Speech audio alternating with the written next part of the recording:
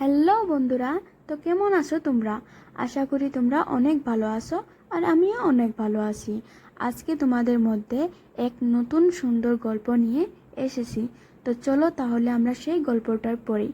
এ হলো রবিনপুর গ্রাম, যেখানে চম্পা নামের এক অভাগা মেয়ে থাকতো। এ হলো চম্পা, যার বাবা মা কেউ ছিল না। আর এ হলো গিন্নিমা, যার স্বামীর সন্তান কেউ ছিল না। এই গিন্নিমার বাড়িতেই চম্পা রোজ কাজ করত। কাজ করতে করতে তার মাইনে নিয়ে কিছু কথা বলছিল গিন্নিমা আর চম্পা। তো চলুন আমরা সেই গল্পটি শুনি, তারা কি কি বলছে।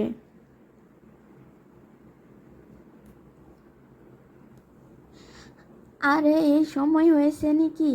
আমি এখন খাবার খাবই বা কখন, আর ওষুধটা খাবই বা কখন?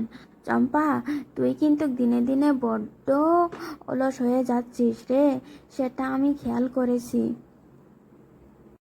গিন্নিমা, আমি আমার মতো এখানে কাজ করব। যদি আপনার কথাই আমার চলা লাগে তাহলে আমার মাইনেটা একটু বাড়ান, আমার হচ্ছে না এতে। বারে চম্পা, তুই তো ভালোই মুখে তর্ক করতে শিখেছিস রে। আমার কাছে যা চাবি আমি তোকে তাই দিব, কিন্তু তোর কখনো আমি মাইনে বাড়াবো না, এটা মনে রাখিস ভালো করে। আপনার সাথে কি মুখে মুখে তর্ক করার আমার কি ভালো লাগে গিন্নিমা? কিন্তু কি করব, আমার মাইনেটা না বাড়লে তাহলে আমার খুব খারাপ হবে আমার সাথে। তুই যা বলিস না কেন, আমি তোকে অনেক ভালোবাসি রে চম্পা, অনেক ভালোবাসি। তুই ছাড়া বা আমার আছেই বা এই দুনিয়াটাকে। এ বলে চম্পা রোজ কাজ করত। কাজ করতে করতে সেই মাইনের কথাই ভাবত, কখন মাইনে বাড়াবে, কখন মাইনে বাড়াবে। কিন্তু কাজ ছেড়ে সে কোথায় যেতেও পারছিল না, কারণ সেই কাজটাই তার জন্য খুব দরকারি। এই বলে কিছু কয়েক বছর পার হয়ে যায় আর চম্পা অনেক বড় হয়ে যায়। একদিন চম্পার মামি চম্পাকে ডাকছিল। এই চম্পা, এখানে আয় তো, তোর সাথে অনেক কথা আছে আমার। হ্যাঁ মামি, তুমি কি আমাকে ডাকলে? আমি বাড়ির কাজ সব সেরেছি, এখন আমি গিন্নিমার কাছে যাব। হ্যাঁ, খুব ভালো কামটা করেছো তুমি। এখন আমার এই মাসের মাইনেটা যেন বেশি পাই, না হলে তোমার আজকে কপালে দুর্দশা আছে। সারা চম্পা তার ছোটবেলার কথা মনে করছিল। মনে কিরে চম্পা, তুই কাজ কাম সেরে বাগানে একা একা এখানে দাঁড়িয়ে আছিস কেন? নাকি তোর মার কথা অনেক মনে পড়ছে তোর? হ্যাঁ, আমার মতো আর অভাগা এই দুনিয়াতে কেউ নাই, আমার আপন বলতেও কেউ নাই। কে কে বলেছে? আমি তো আছি।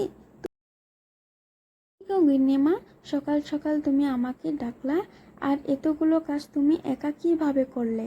আমাকে তো ডাকতে পারতিস। না রে বোকা মেয়ে, আজকে আমি তোকে কি কাজ করতে দিব বল? আজকে তো তোর জন্মদিন, তাই না?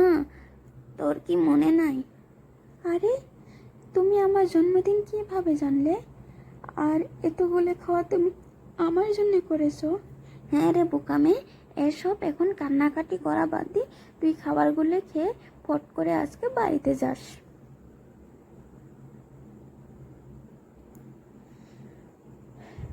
তারপর খুশি হয়ে চম্পা বাড়িতে ফিরে এসেই সে আবার মামির থেকে সেই অত্যাচার গালিগালাজ শুনতে থাকে। তারপর সে, বাবা বাবা, এখনো রান্না বাড়া হয় নাই, তো আমাকে এখন ভাত কে দিবে? তোর মা নাকি তোর মরা বাপ? বলতো, এখনো তুই রান্না বান্না করিস নাই? আমি একা মানুষ আর কত কাজ করতে পারি বলুন তো? এই সংসারের সব কাজ আবার আরেক ঘরে গিয়ে কাজ করি। যদি আপনি আমার হাতে হাতে একটু কাজ করে দিতেন তাহলে কত ভালো হতো মামি।